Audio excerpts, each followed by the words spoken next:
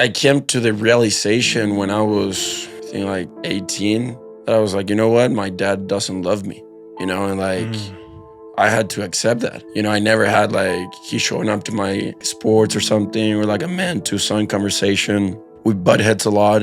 I've always wanted like a best friend with him, you know, and I didn't have that, you know. How you edit it, it just sounds stronger.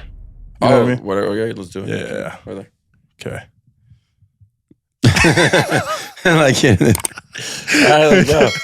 Okay. He's an entrepreneur, public speaker, and a man of God. My guest, Ben Perez. Ladies and gentlemen, I'm excited to be here. Thanks for the invitation, bro. Appreciate it. I've seen you in a while, so. Yeah, it's been some time. It's been You've like avoiding me. No, I haven't. He got me a gift right here. You know what I'm saying? What is this, bro? It's a mystery box. Something I love details and stuff. So just thank you for having me here. Hell yeah, bro. 20U. This is your brand? Yeah, that's the clothing brand that we got. Can I open it? Oh yeah, for sure. Okay, let's see. Dang. It's just like something small to just show some appreciation. Hey, this takes me back in time, but when I was young, you know, school they give you this is dope. Yeah, some stickers. Have urgency. I like this, bro. Yeah, that's our mantra. I like this. I was actually talking to my girlfriend about that today. She's gone right now on a girls trip, and I have so much time. And I'm like, man, it's amazing how much urgency she gives my life. When she's around, we're constantly doing things, and I'm going, you know, but she's not here, and I'm like, oh man, I got so much time, and I don't like that. Yeah. You know what I mean? No, I feel you, bro. Yeah, bro. So, yeah, thank you, bro. That was dope. 20U, the new Nike. But better. Even better. Damn. Better. That's the whole thing. We're not wearing Nike no more, bro. Only on my feet, but I'm not going to show that. Look at this, bro. Damn, that's dope. Are you guys going to do shoes? Probably in the future. I mean, we're just focusing on like shirts and shorts right now. Just apparel? Yeah, just apparel. That's dope, bro. And then in the future, we're going to dominate in everything. I really want to get into off-road stuff. I love motocross, so I want to have like our own like sponsor team and everything. That's dope. Where you from, Ben? I'm from Chile. Chile. Yeah. Damn. What's something the normal American wouldn't know about Chile? They drink a lot of alcohol. They drink a lot. Not me though. Why is that? Is that a culture thing? I think, yeah, dude. It's just Latinos, huh? It's just Latinos thing. And I think like Chile specifically, like from South America, is like one of the countries that they drink the most alcohol. Really? Yeah. Dang, I didn't know that. Before a party, they're drinking. After the party, they're drinking. During the party, they're drinking. During the day, they're drinking. A lot of depression over there, or what?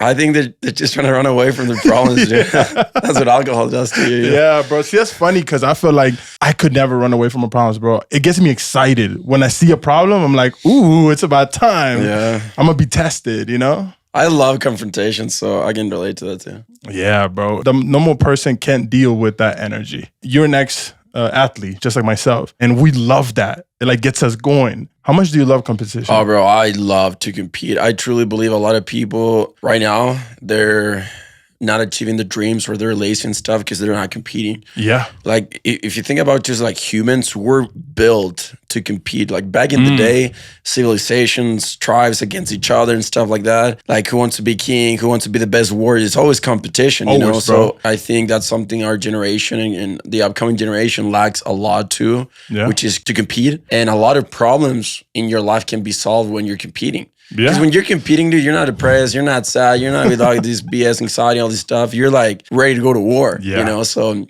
I love to compete, bro. Like it gets me so excited. Yeah, bro. I feel like everybody's getting a 5th place trophy now.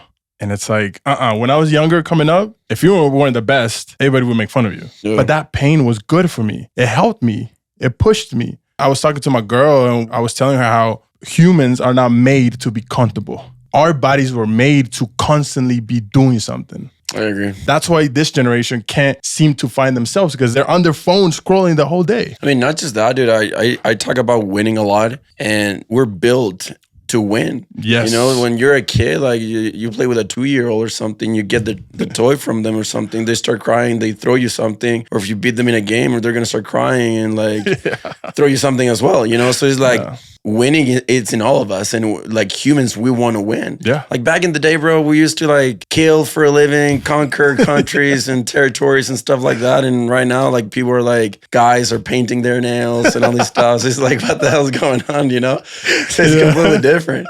It's just funny how the times change a lot. Yeah, I feel like we are missing that. Everybody's just comfortable with being a loser. Bro, I've lost many times in my life, but I've never been comfortable with losing. I hate it. I hate losing. It's so Bro, annoying. back then we needed to go and get food. If you didn't win that day, you were starving. Yeah. So why is it today that everybody's okay with not winning? Because everything is so easy. Everybody's comfortable. There's not that pain of, damn, I didn't eat today. I should have worked harder. We don't have that pain. I mean, especially you're not from the US, right? No. So it's like, especially here in Utah, I always say these people have it really good. Yeah. People have it so good. So like, yeah, you could always have it better. But dude, like if you look around, you could always have it worse. And that's something that for me has helped me a lot because I thought my life was hard, but then I started meeting new people and like my entrepreneurial friends and everything and where they've come from. And I'm like, dude, I have it really good. Yeah. And if they've made something out of themselves, regardless of what they've been through in their lives, like I can do it too. Yeah. So I think having a different perspective of culture, of people, of like different places helps a lot. But people here, they're like in a bubble. Yeah. You know, and they take a lot of things for granted, religion, their families, their resources, how safe it is. I can go on a run at 11 p.m. and I know nothing's going to happen. And if something happens, I know the cops, I can call them and they're going to like do something. Yeah. Like in other countries, that doesn't happen. Or maybe something in other states, you can't do that. People don't appreciate what they have, especially in the upcoming generation, these young kids my age. They've always had it so good that they don't know like true struggle, that they don't appreciate that. So it's sad for sure. But part of what I love like platforms like this is because we can help people have a different perspective and see more than their personal lives, so they can see that there's other realities, you know, and that they have it really good and they're ahead of some people. So take advantage of that, you know? So yeah, bro, Utah has a bunch of zoo animals. Animals? That everything is okay. Everything is caged in. Bro, you get food every day. It's funny because I feel like I'm a really outgoing person. Like I'm always talking to people and stuff. Like in the gym, I'm always talking to everybody. If there's a dude working right next to me, I'm talking to him. Hey, dude, what you doing? What's up? And everything in the sauna, same thing. And the people that I love the most is like out of state people. Yeah. Because like from New York, Florida, or like stuff like that. They're like really outgoing. Hey man, what's up? And they're like, we're cracking jokes. I make fun of them and they don't even know me. And they like, it's natural, it's normal. Yeah. But when you talk to a Utah person, they're so serious. Like they're so cold. And I'm like, bro, like, why are you so tense? Like, smile. There's no like, culture here, bro. Yeah, like, I don't know. It's just weird. There's no like human true connection. I was talking with my best friend about this yesterday because I'm really, I don't want to say the word touchy, but like really, I show my love to, hey, dude, how you doing? Like, I want to spend time with you. You know, I want to hug you. Like, I'm that type of dude. Like, I'm a warm dude. Yeah. And a lot of people, they're not like that here, especially in families. Like a lot of these young kids, they don't know how to show love or express love or something because in their family, they don't do that. Yeah. Their parents, they don't sit down with their kids or with them and have a man-to-man conversation or build a relationship or something. So I don't know, dude, it's just interesting. And this is everything I was talking with them. If you think in the word English, like te amo, we have te amo and te quiero. It's like two different ways to say that. Here it's just, I love you. You don't say to somebody, hey, I like you. No, you don't say that. You just say, oh, I love you, bro. Yeah. You know, so I think even love, people don't mean it. Oh, no. You know, but if I say to you, dude, te amo, like I mean it from the bottom of my heart. You know? And a lot of people, especially, I don't know if it's a Utah thing or something, but like they take even the love and appreciation for granted. Like they don't mean it. They don't. You know, everybody's like, oh, I love you, bro. I love you, bro. I'm like, no, you don't. That's something like with my circle, I've been able to implement my own culture and I hug my friends who spend time. That's why I say like the perfect combination is like Latino culture with like white culture. Because like these guys are pretty effective, but we're like driven in connection, but we waste a lot of time. Yeah. That's true. So if we can have both, like, yeah, we're going to be effective, but it's about people and we're going to connect is like the perfect. We're going to have quality time and we're going to be effective with the time. With my friends, I'm like, dude, I love you and I mean it. Yeah. But when like other people, like their friends, oh, I love you, bro, whatever, and they don't just like scumbags to each other, like douchebags and everything. Well, I think, bro, the difference between nowadays and back then, you used to go to war together. You didn't know if you were going to see your friend the next day. Yeah. So what are you going to stand for when you haven't really been through anything with somebody? And I think it comes to just like keeping it real. Like, just to be honest, like if I don't think I did something wrong to you, but we have a beef or something, I'm not going to say sorry. I'm not going to apologize if I don't feel like I need to apologize. Yeah. I'm not going to say, oh, dude, I love your shoes if I don't like your shoes. I'm not going to say you look good if you don't look good. Yeah. You know, so I think there's a lot of fakeness here. Yeah. And we lack a lot of authenticity and genuine people. Yeah, bro. I went back to my country last month, El Salvador. Just kidding. He said third. You're not very.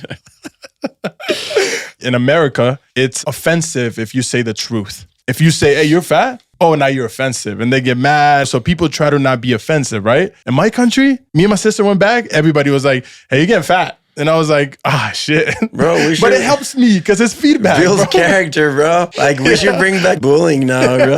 Like, where I'm from, like, everybody makes fun of each other. Yeah. You know, like, people that are like, I'm not trying to like to talk about it.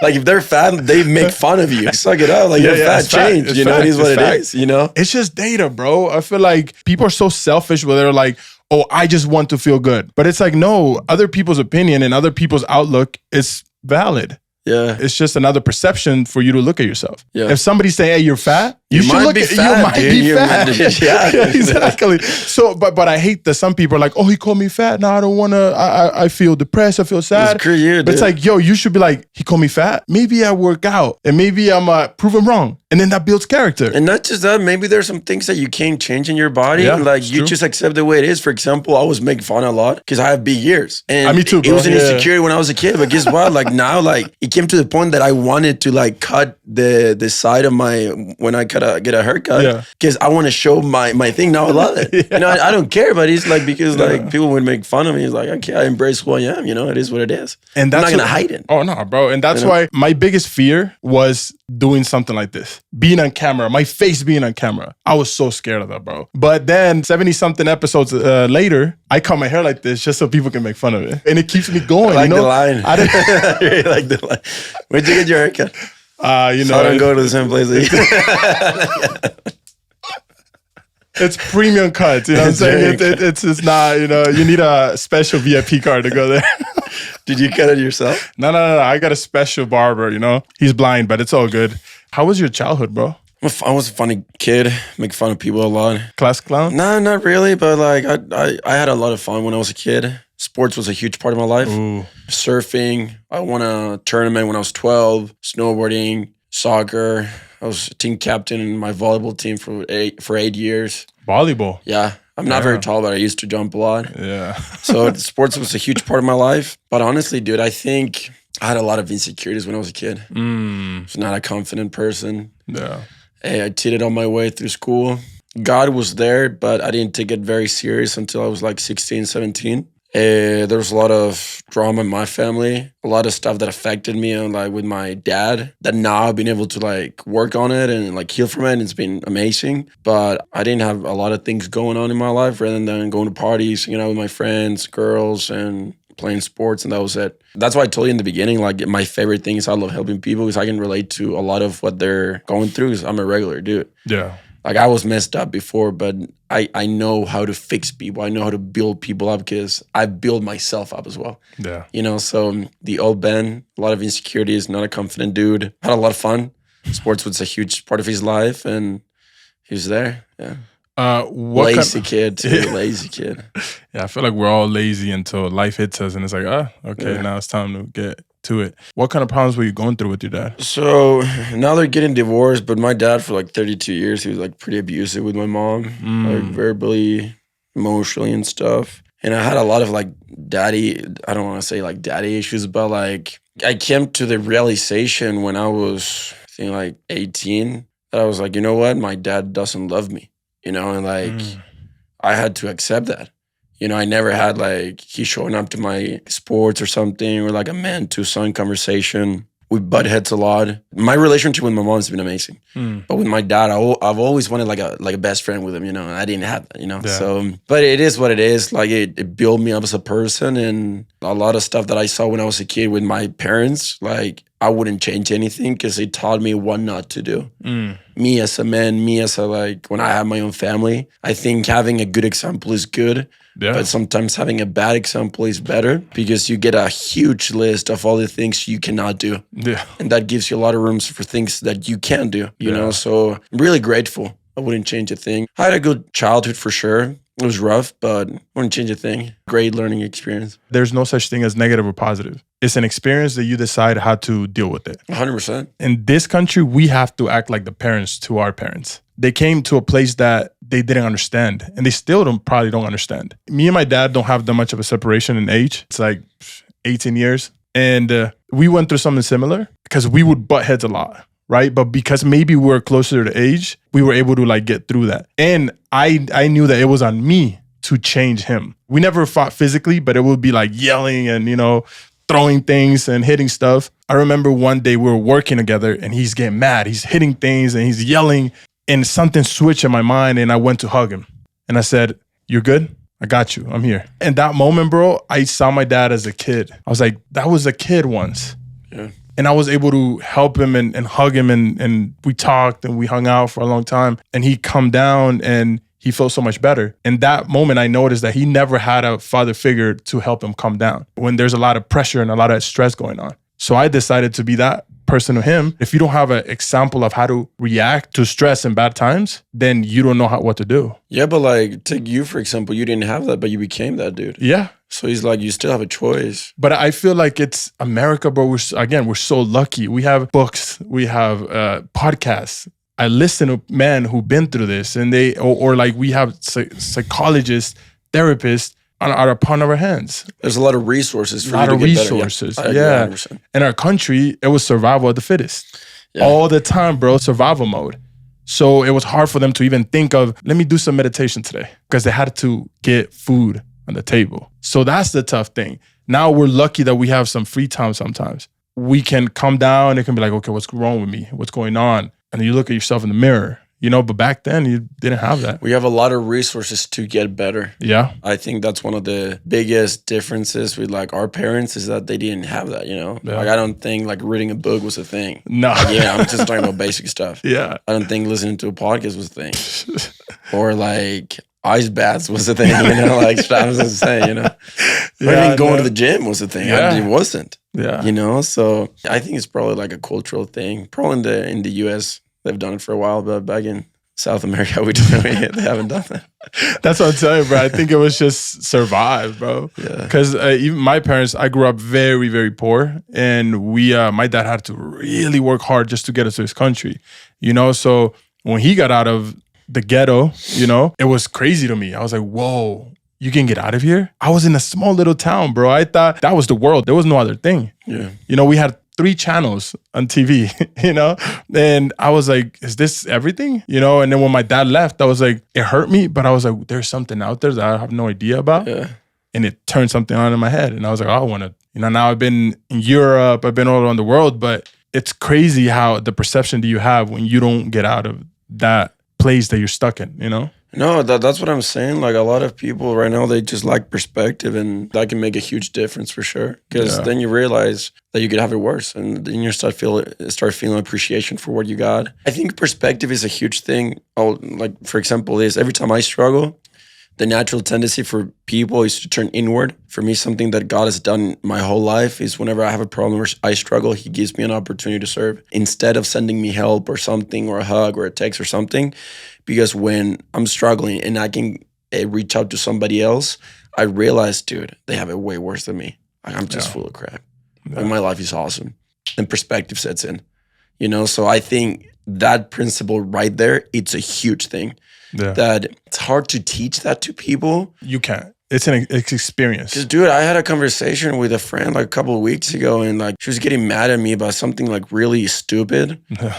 And honestly, I'm like, I don't get mad a lot. And I think like my life around me externally, like, dude, it's a shit show. Like it's a lot of stuff. Yeah. But internally, I know that I can figure it out and I can handle everything. So I'm at peace with myself. She was like getting mad at me with like something like really stupid for like days and everything. And I sat her down one day and I'm like, you know what? I'm going to give you some freaking perspective. Yeah. And I'm like, real talk right now. And I told her everything that I was going through. I'm like, you think I have time for this crap? No, that's not a real problem, dude. Yeah. This is some real stuff. Let me give you some perspective so you can understand what real freaking struggle is. Yeah. And you see me annoyed, you see me mad, you see me being a dick to somebody else. No, I'm not. So cut your crap. Don't bring me drama for no reason. And then she's like, oh, I'm sorry. Yeah. Because most people think that like a real problem is like, oh, I wasn't invited to the party. Dude, screw you. That's not a real issue, bro. Yeah. Oh, my dad didn't invite me enough. Dude, screw you. You have it so good. Stop complaining. Yeah. That's not a real problem. That's why perspective is so important because, dude, you can always have it better, but you can always have it worse. Like, show some appreciation. You have it really good here. Yeah. Like, it's so safe. If you're not successful here, in my opinion, you're literally stupid. Oh, 100%. Like, I'm just completely honest. Yeah. If you're not successful here, you're really, like, the reality is you're stupid. Yeah. You're lazy because there's so much financial opportunity, especially in Utah, bro. Like, even like America's the thing, but Utah is like so prosperous. Is that the word, prosperous or something like that? I don't know. But he's like, bro, cut your crap, dude. Like, free. I don't know, dude. It's just annoying. But So I believe there's a lack of perspective because there's too much perception. You know the difference of perception and perspective? The difference between perception. My is cool, so too. Like, I don't know, bro. Like, my level of IQ is not very high when it comes to so the difference between perception and perspective is perception is a very ego-oriented thing.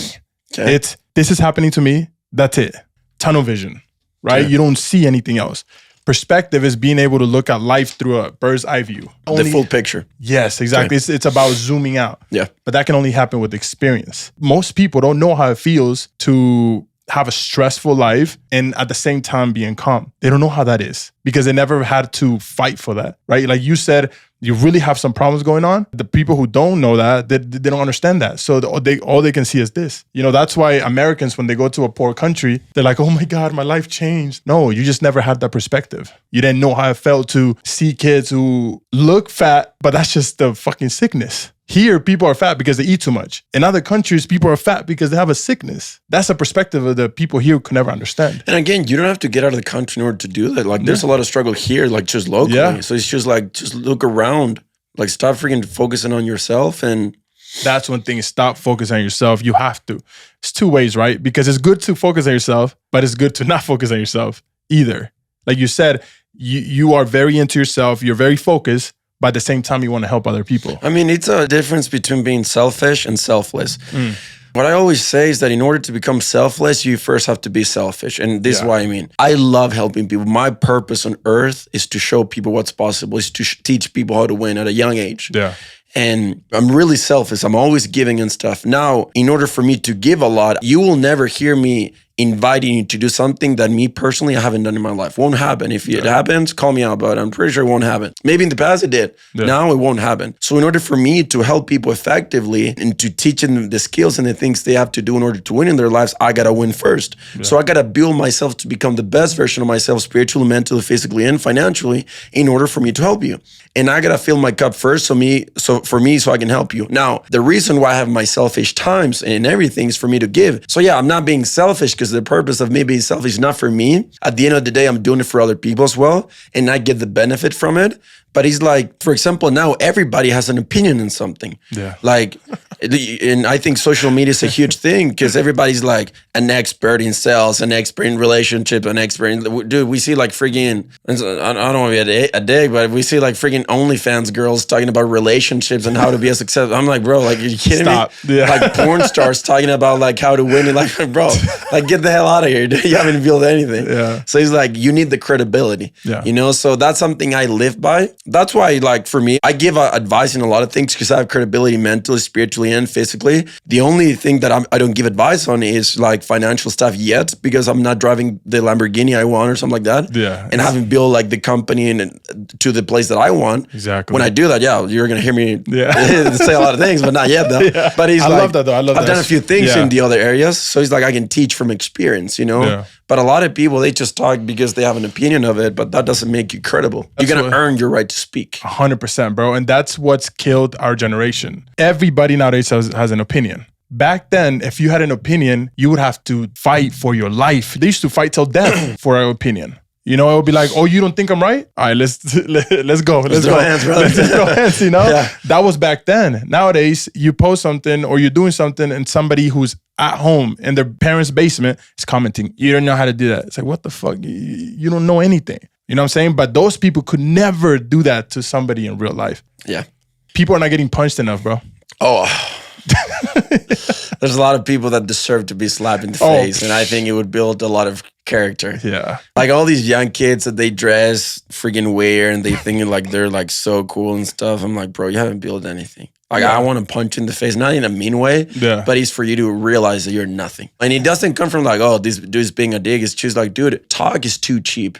Yeah. Every time I do talk a lot and a lot of stuff because like I'm involved in that world and everything. But I always tell people, if you want to get to know me, look at my fruits, bro. Yeah. Look at my skills. Look at my results. Look at my evidence. Like, look at what people are saying about me, like my circle of friends and stuff. Look at my biggest flex is people. Yeah. If you truly want to get to know me, look at the facts. Because I'll talk and everything, like platforms like this and stuff, because like it's cool and everything. But like, if you want to get to know me, look at the stuff that I built. Like, I do the same freaking thing Monday through Monday. I don't take breaks. You know, everything I do is for other people. And that's why, yes, sometimes I come across as a dick because I'm just like straightforward. But he's like, dude, like my intention is like, I truly want to help you. Yeah. Because like I understand what it feels like to be in there. So I'm a freaking regular dude, bro. I'm not different. I'm not special. God doesn't love me more than he loves you. But he's like, I see people's potential. He's like, I want them to wake up. And sometimes people sugarcoat a lot of things. And I don't like that. Yeah, it might work for some people. But for me, if I'm being an idiot, I would rather have you tell me, hey, bro, you're being an idiot. And be like, okay, I'm sorry, bro. Let's move forward from there. Yeah.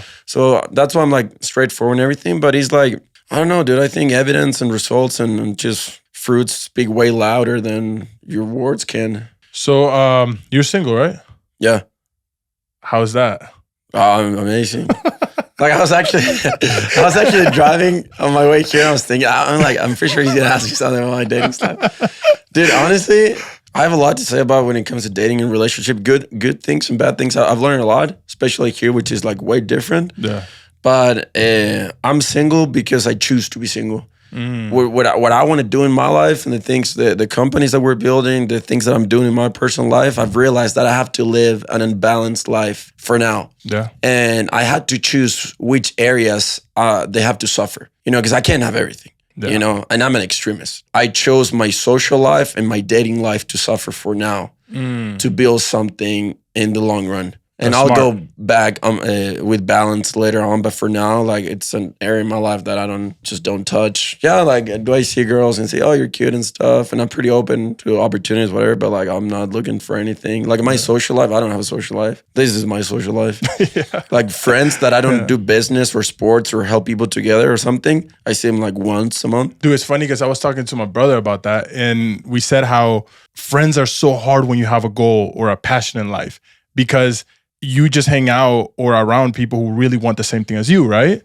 So if your friend doesn't want that, then I'm just going to say, dude, I can't be around you because I want this. I mean, I have one friend that's like that, just one. All of my other friends, we fight together, we train together, we go to the gym together, we build businesses together, we serve in the church together, we work at we do something together. Yeah. But there's only one person that is like, because he's like my family, that he's like, yeah, we hang out once in a while when we have a wedding, she comes with me or something, that's it. But all of my other friends, there's a purpose behind.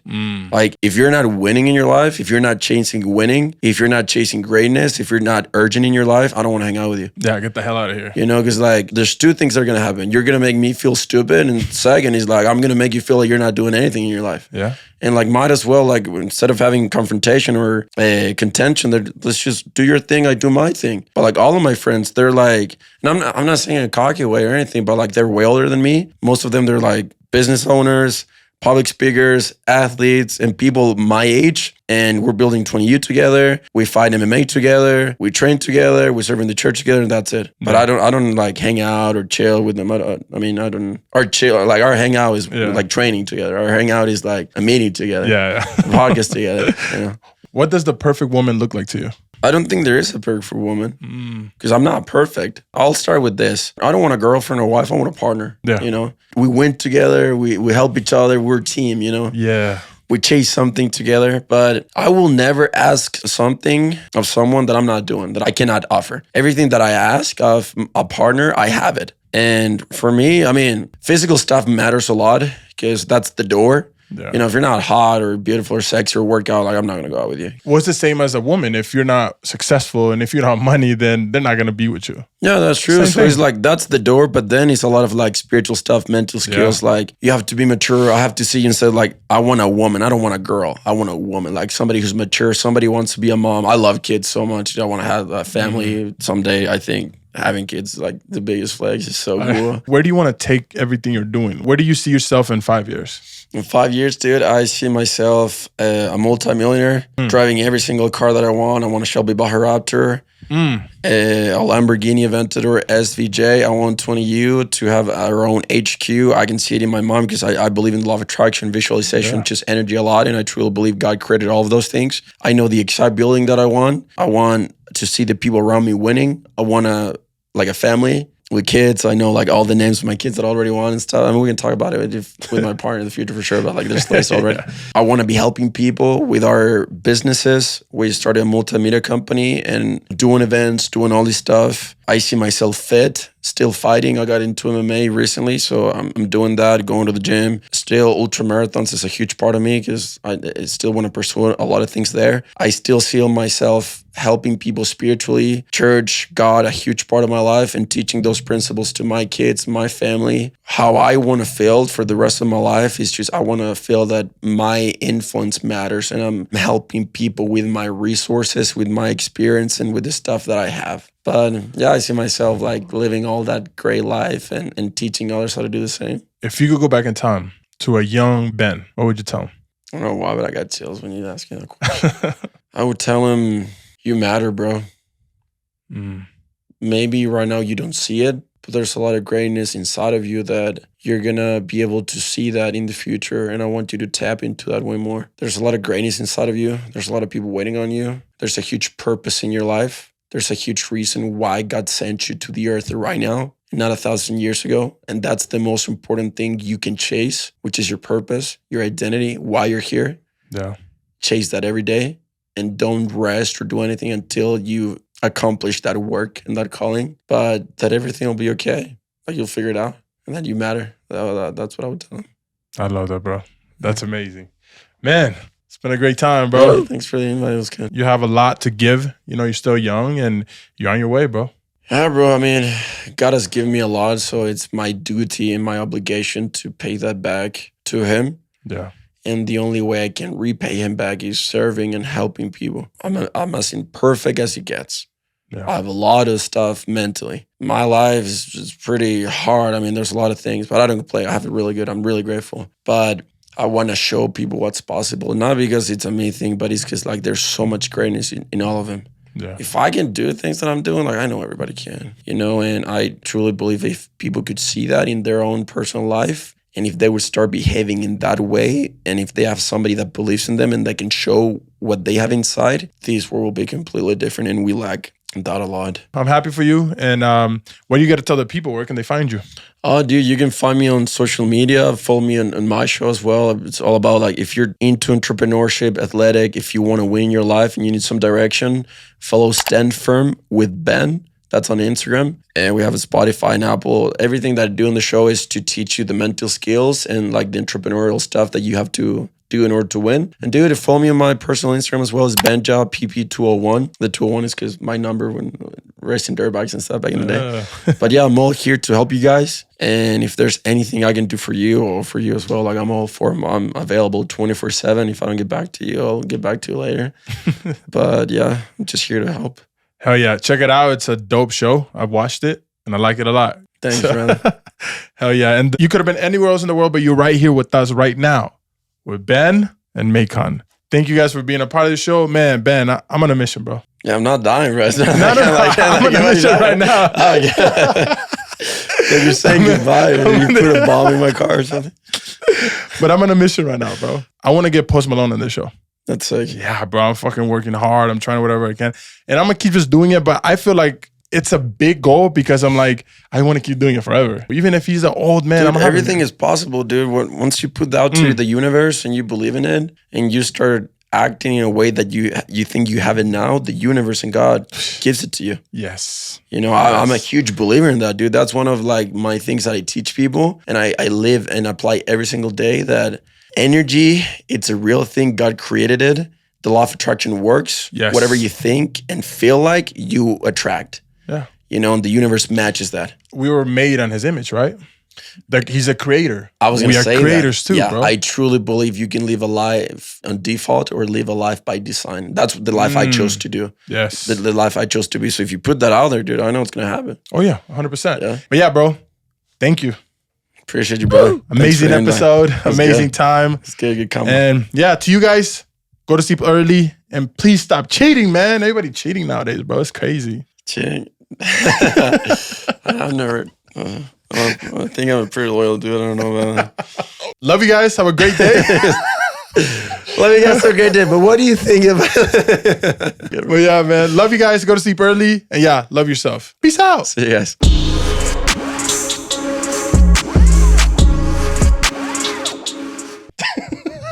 Yo, that was dope. That's it. No, but yeah, bro. That was a dope episode. Does your back hurt? I'm sweaty, bro. It's hot in here. Yeah, dude. It's a light.